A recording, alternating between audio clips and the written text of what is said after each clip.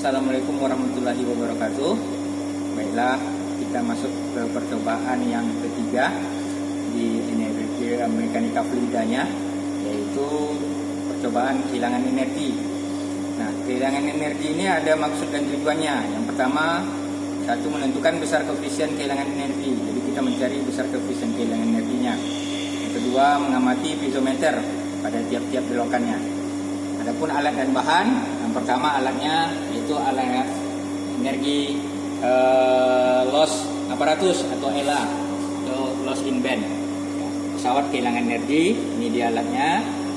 Yang selanjutnya, yang kedua hydraulic band, ya. Di hydraulic band fungsinya sebagai pemberi debit. Ya. Cara kerjanya sirkulasi air.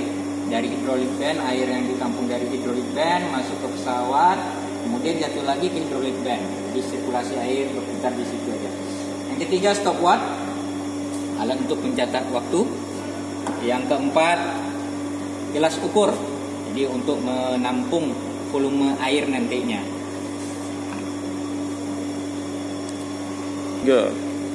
Oke, baiklah. Sekarang cara pengambilan datanya. Ya, di sini ada hasil pengamatan percobaan kehilangan energi, di mana nanti ada dua tabel 31 dan tabel 32. Di sini ada 3 variasi debit. Yang pertama debitnya kita buat kecil, yang kedua sedang, yang ketiga kita besarkan. Dan volumenya nanti kita tetapkan aja. Per kelompok volumenya ditetapkan, misal nanti sekitar 500 ml volumenya ditetapkan aja. Sama yang tabel 31 32. Nah, sekarang waktu. Nah, untuk satu waktu di sini pengisian waktu cukup di tabel 31 aja. Yang tabel 32 volume dan waktunya diabaikan aja karena ini sambungan dari tabel 31 ke 32. Ya, waktu yaitu ada 3 baris di mana nanti satu debit itu ada 3 kali pengambilan sampel waktu, yaitu ada T1, T2 dan T3. Kemudian nanti pembacaan piezometer. Nah, pembacaan piezometer di pesawat. Sekarang nih ada titik 1, itu H1 di tabel. H1 pengisiannya di sini cukup sekali saja. Dilihat tinggi muka airnya. Nah, ini ada angka, satuannya dalam milimeter. Nah, sini misalnya seperti yang saya jelaskan, bila zat cair dalam tabung itu tidak berbentuk horizontal, ya.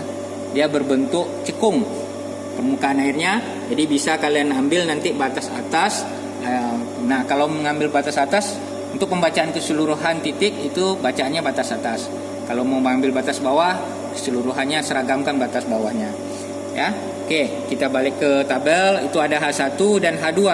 H1 H2 itu disebut dengan pembesaran. Yang mana H1 H2 di pesawat itu ada titik 1 dan titik 2. Mana titik 1? Titik 1 yang ini ya, kita bisa telusuri titik 1 dan titik 2 yang ini. Jadi pembesaran pipa yang kecil ke pipa yang besar, itu maksudnya pembesaran. Dari pipa yang kecil ke pipa yang besar, kayaknya pipa setengah ke pipa 3/4. Itu pembesaran. Yang kedua, kontraksi itu ada H3 dan H4, titik 3 dan titik 4. Titik 3 dan titik 4. Titik 3 ini, ya, yang titik 4 yang ini.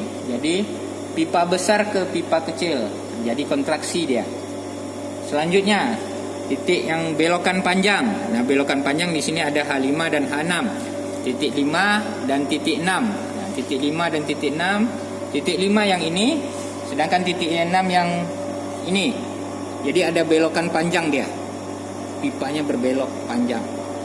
Selanjutnya di tabel 32 sambungannya H7 H8 yaitu belokan pendek.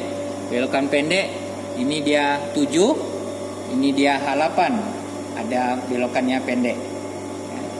Yang selanjutnya 9 sama 10.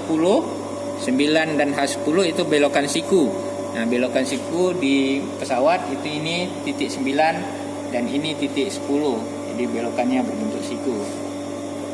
Terakhir belokan mitre itu H11 dan H12. H11 titiknya yang ini, H12 titiknya yang ini. Nanti nampak belokannya patah ke mitre. Jadi itu belokan panjang, belokan pendek, belokan siku dengan mitre. Nah, setiap nanti perlaku debit, nanti aliran air itu di setiap belokannya pasti berbeda, kecepatannya berbeda, debitnya nanti sama karena setiap saluran itu debitnya pasti sama semua. Oke, nah untuk data penamping ya, untuk data penampangnya pipa besar dan pipa kecil ini ada angkanya. Pipa kecil 19,48 dan pipa besar 26,2 mm. Artinya yang pipa kecil tuh masuk air. Nah, yang pipa besar itu cuman di titik 2 dan titik 3. Ini pipa besarnya cuman 1 jengkal aja, sekitar 20 sentian.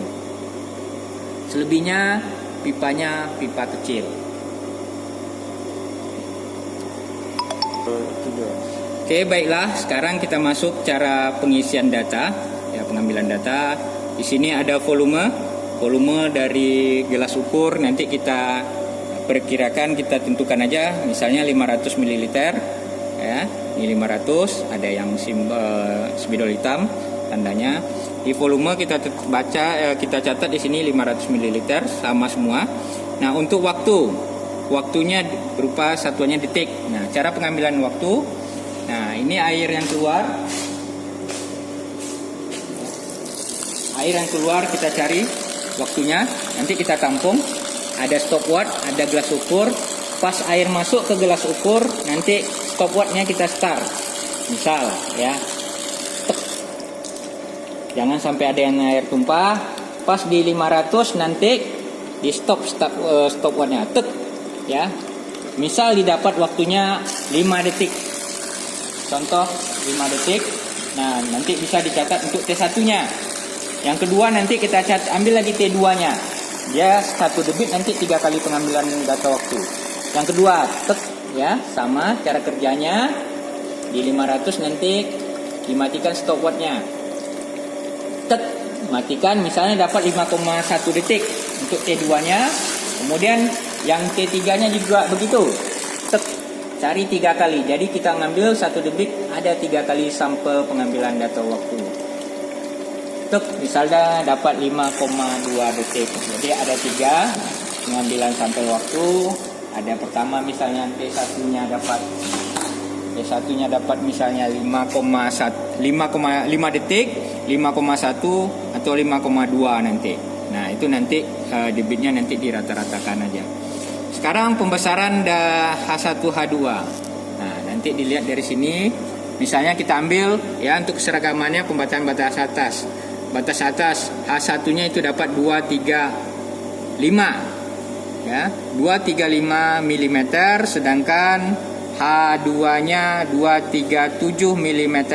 Ada selisih antara H1 dan H2.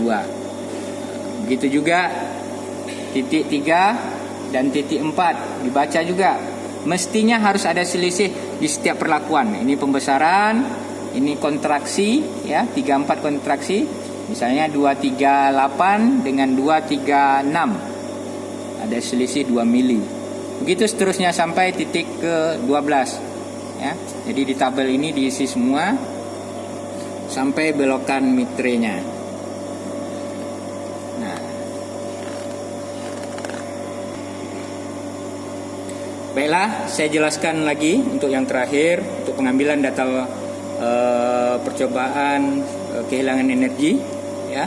Pertama nanti volumenya kita tetapkan, nanti waktu didapat, kemudian ambil baca tabung piezometernya dari pesawat ya, H1, H2, H3, H4 sampai H12 dibaca, dimasukkan ke tabel nanti. Nah, maka nanti dari sini nanti bisa mencari output kita, yaitu mencari koefisien kehilangan energinya. Ya, itu saja dulu video tutorial untuk percobaan kehilangan energi. Lebih dan kurang mohon maaf. Saya akhiri. Assalamualaikum warahmatullahi wabarakatuh.